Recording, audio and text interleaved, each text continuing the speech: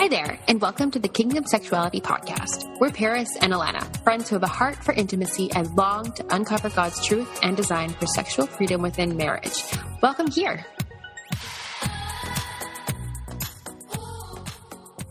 Hey guys, it's Paris and Alana here. And today we're going to make a little bit of a foundation for you guys. We're talking about God, sex, and how they mesh. And we wanted to do this right off the bat because we feel like this kind of builds the framework for our entire podcast. This is why we're here. Totally. So we want to take this from a stance that I think we can totally all completely relate to. So we're going to start off with worldview. Okay, this is pivotal. The world screams, in terms of talking about sex, at us like from every angle. Sex is all over the place. It doesn't take much looking. In fact, you don't even need to be doing any looking. And there's inappropriate things at you all the time. You know, like you're ducking your eyes, you're averting, you know, what you're reading to, you're going to the next article, whatever, because it's like bam, bam, bam, bam. It's there. And even subconsciously it's there. You don't even realize you're seeing it and you're like, oh, no, I definitely just saw that. Wow. Yeah, totally. So the world has made sex and everything to do with it very readily available, like very readily available. So the danger with that is we often adapt, accept, run from it, or take on shame from it. Okay. There's a lot of negatives that we end up taking on, you know, as we form our worldview. And a lot of this is often formed even subconsciously. So we want to encourage you guys as we go through this time together to revisit your mentality and your views on sex, because I bet your bottom dollar that you're going to find things in there and you're like, okay, this does not align with what I believe. This does not align what God has spoken over our marriage. This does not align with what I want my future marriage to look like. Does not align with the Bible, and address it. Address those things. Because if it is not in alignment with what our God has created this to be, it is not going to be doing you any service whatsoever. Totally. And it seems like from my experience, the church hasn't been talking much about sexual issues. So I find it's often the culture we're in and it's the world that's framing our views on sex. They're the ones that are actually shaping our whole mindset on it. 100%. But we don't even realize it. Yeah. It's crazy. Yeah. And it's because it's right there, right? It's because it's in our face all the time. Anything to do with this, it's there. And so why would we be looking elsewhere if it's like, okay, this is obviously talked about all over the place, and we adapt to that, right? Yeah. Wow. We need to change that. 100%. That needs to change. This needs to change. Totally We're calling that out right now. Yeah. So with that, with worldview in place, with how distorted the world has made sex and intimacy, we know full well that there's an enemy in play to all of this. And that enemy of ours, he would have us believe all the lies, all of the lies, because I want to challenge you guys to think this. If sex wasn't valuable, why would Satan work so hard to distort it to the extreme extent that he has and is continuing to? And it starts not even before you're married, right? There's so much, all the lies, even like growing up and you're dating someone and like your entire life. There's already lies you're believing. You don't even realize it. Yes. How sad. Yes, it is sad. It is so sad. And so we've got an enemy out there that is definitely out to take this down and to distort it, starting within your mind, you know.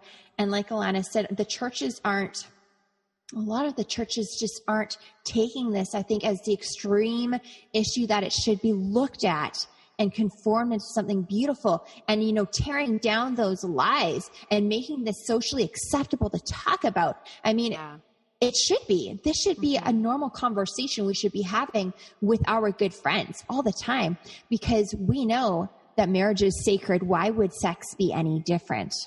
Yeah, it seems like there's often like certain ways that the church goes about talking about this, or not even just the church, but even just people in general. It's like they're either silent about it and it's not talked about. Yes. Or there's like a sex ed model or it's just problem solving. Yeah. Right? Where it's like, oh, this is my crisis. Yeah. What can I do now? Yes. That's such a good point, because like, where's the real life conversations? Where's the real life in that? Where's the relatability in that? And that's a big deal for me. I know it's a big deal for you, Alana, and I believe that's a big deal for all of you as our listeners. Yeah. So Alana made such a good point, like we were talking earlier, and we are ultimately not fighting flesh and blood. Like, this battle is not with our spouse. It's not an issue to do with them. It's 110% an issue to do with the enemy and the worldviews that the enemy is totally pumping out at us. Yeah. No, so true. Sometimes it'd be easy to maybe like place the blame on something that doesn't need it. It's like, oh, well, it's because I grew up in this crummy home, or, oh, it's because of this, or my family, or whatever. But no, you're really not fighting flesh and blood. No, 100%. Yeah. So it's important for us to take this battle on with that mentality, because then you're going to be fighting from the right mindset, and you're going to know how to win that fight, right? Yeah. And I think too, that goes back to one of your first challenge here for Kingdom Sexuality was to, go back, pray about it, pray through your marriage, your sex life, bring God, invite him into it to show you, what can I be doing? How can we be adjusting this? Where are you in this, God? And where's the enemy? Where are the lies that I've believed already? Yes. Yeah, 100%. So Alana, do you want to take this? I would love to know who God is from your experience and from your relationship with him, because this is where our redemption comes into play in this picture. 100%. God is love. He is holy. He is our Father. He has our joy, hope, heart always in mind. And there's so much possibility for redemption. And he knows us, and he knows our ups and downs, our comings and goings, like Psalm 139. It's so fantastic to go back to it and be like, who are you? So, and who am I to you? Yeah. Change your perspective, right? Yes. Yeah. And just kind of cuts out the lies, instead of you thinking like, oh, I'm not worth it, or I'm not lovable, to just totally have God pouring in his truth to you. Just totally just take those away. Fantastic. So yeah, he is good. And he created this. He created sex and us. And he created it all before sin entered the world. And it was good. And we're in his image. And even like we mentioned, how the world's view can make us feel shame. Yes. But if we're looking through God's filter and God's glasses, there should be no shame. We should be able to be like it was in Genesis, right? Where it's like, I'm with my husband and we are unashamed. Yes. When often it's like, oh, but these stretch marks now, and but maybe I'm not what I used to be or what I'm aspiring to be, or I'm uncomfortable because I've been through this experience. But there's totally a filter of love over us. Yes. Which I think is so powerful. I love that. A filter of love over us. And I just want to speak these words over us as we're sitting here together. Psalms 139, you mentioned that, Alana, that God is intimately acquainted with all of our ways. And in Psalms 139, he talks about understanding our thoughts, that he knows our paths. He knows before there's a word on my tongue what I'm going to say. He's so there. He's so present. And why would we think any differently of that when it comes to our marriage and to our marriage bed? Totally. Yeah. It's like somehow we leave that out. It's like, oh yeah, God, you're covering over this, you're blessing my life, but we exclude that. It's like somehow that's its own little bubble that God doesn't see or that isn't involved. When he is the actual creator of it. He's the mastermind behind intimacy. Like, that's food for thought for a lot of us, for hearing that for the first time. It really is. When it comes to us then, so God created intimacy to be so good, to be so beautiful, to be connecting with our spouse. Alana, can you talk a little bit about that? Like, what does that look like in your marriage? Well, when I think about it, it's like the powerful bond that's uniting you and your husband. God created it to be good and beautiful. Yes. The physical act, right? Leaving your Yes. father or mother, you're becoming one flesh. God created it to be so beautiful and so powerful. And I think it's such a fantastic way of just reconnecting. Like if you've been kind of scattered and whatever, and then it's like, okay, wait, when's the last time we had sex again? Oh, right. No, let's do that. And you're like, oh my gosh, I feel so much better. This somehow we were out of sync, but it's put us back into sync. And I think that's just so true. And even when you think about, oh wait, when's the last time I did my devotions, or when's the last time I spent time with God? I've been out of sync, right? You can totally go back. I go back to like the Father, to Jesus. And then you're like, oh wait, no, I feel better now. So I feel like there's so much parallels and comparisons between that. 100%. And I love then, like with what you just said, you obviously have taken the mindset of who God is to you and who you are to him. Yeah. And integrated that into your marriage. So Alana, what were your views on intimacy before marriage? And what changed that, or what came to light for you after consummating your marriage? Wow. Starting with the puncher. Yeah. No, we are. That's good. We are. That's good. My views on marriage or sex before I got married were that because I've been saving myself for marriage, I have not had sex, I am a virgin, I expected my reward to be this fantastic sex life with fireworks and the shows and all the works, right? Yes. Because no one told me differently. That was, and no one maybe told me that, but that's somehow just kind of the expectation I had in my head.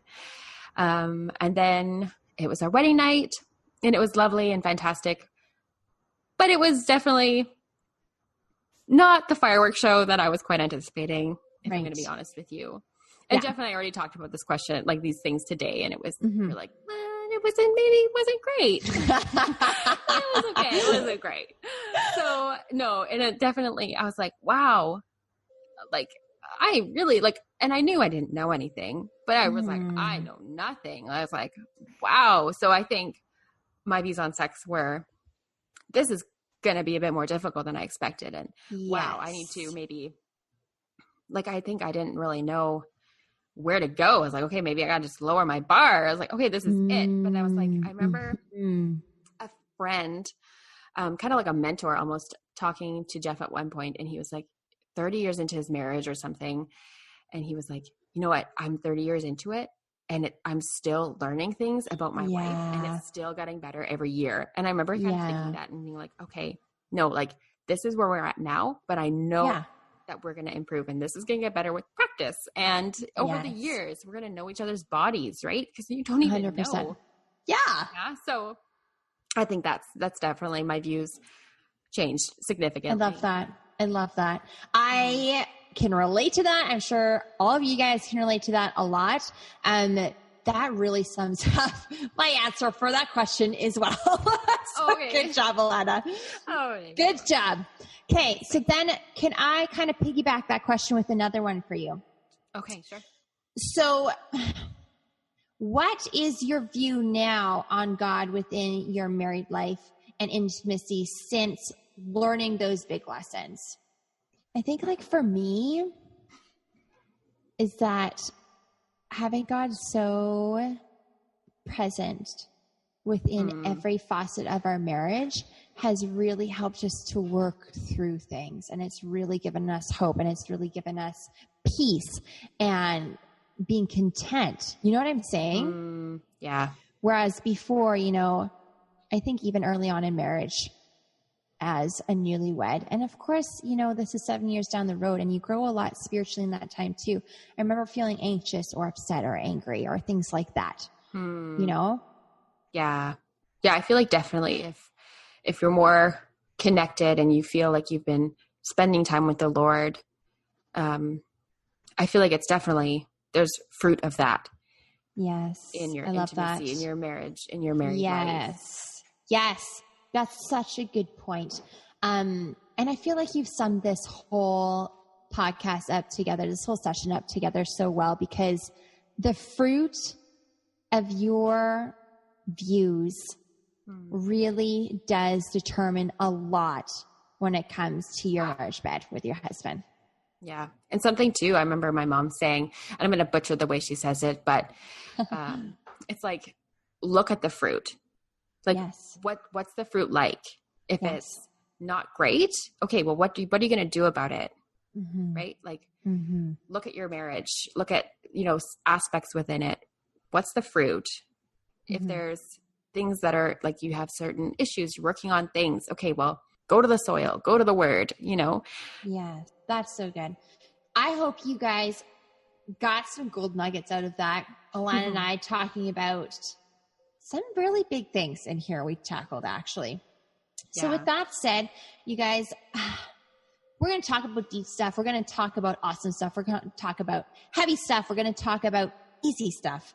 And I feel like this was a little bit of everything all in the mix, because going back to your worldview and what you've adapted as normal, man, even though it might be normal and acceptable, doesn't mean it's right. You know what I'm saying? And so we want to challenge you guys to really take a step back and refocus on, okay, what is sex between me and my husband now? What is God to us? What is our, like you said, Alana, the fruit? What is the fruit of our love producing? What is the fruit of, our mentality producing, of our words producing? This can all go back to this, because like we started this with, everything meshes. There is nothing that is just, you can't just separate everything and put it in a box. This is all entwined. Our worldview, who God is, who we are, the marriage bed, like, it is all so entwined. Yeah, that is so good. You can't just leave the bedroom out. God's there too. Exactly. Seriously though. So with that said, we're going to leave you guys with a fun challenge. We called this the Song of Solomon Challenge.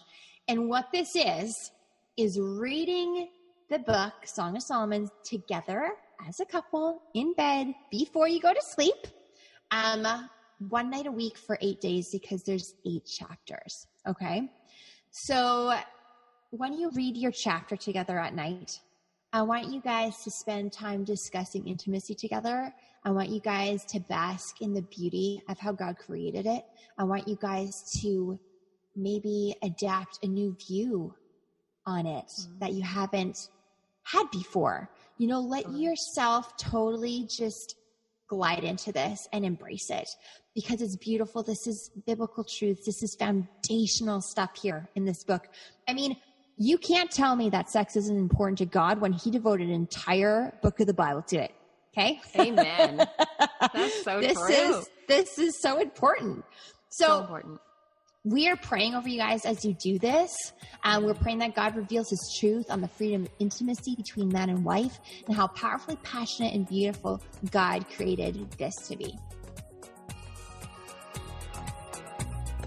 If you guys enjoyed listening, be sure to subscribe to our Kingdom Sexuality family so you can catch all of our new releases. Also, we totally have an Instagram page, so you can go follow us at our handle at Kingdom Sexuality. Our handle will be in the show notes for you guys. And you can also feel free at any time to send us a DM or an email with topic suggestions or questions that you might have. Our hearts are to create a safe, intimate community of godly couples with you guys.